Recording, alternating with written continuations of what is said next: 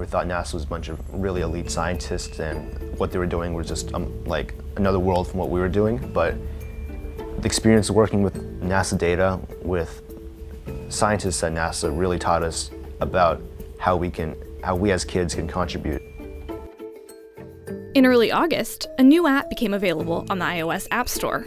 Called Dust Watch, it warns users of early dust storm conditions and helps them prepare for the potentially hazardous weather events.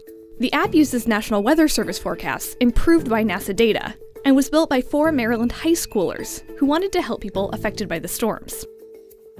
So as a group of friends, we hang out a lot, and one day at the pool, I think, we're discussing about the harmful effects of dust storms because we watched a really jarring documentary in school. We were talking about it and we were like, wow, we need to learn more. So I hopped on the internet and I learned more about dust storms, and we were like, wow, this is so bad.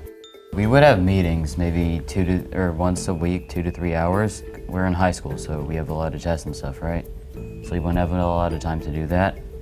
When we had like breaks and stuff, we would take advantage of the extra time and just have more than one meeting. After they decided to create the Dust Watch app, the group realized they needed some help. A family friend introduced them to the National Weather Service database they could use to forecast storm conditions.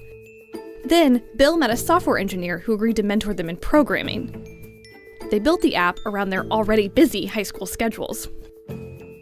Our app pulls data from a web service on a regular basis, so it periodically does calculations for most cities in the US that can find what levels of certain air quality conditions there are in that region, and then the user can search that up for a forecast, or they could also have it periodically checked in the app by the background and receive push notifications. So it pretty much just tracks all like the harmful metrics of dust storms, right?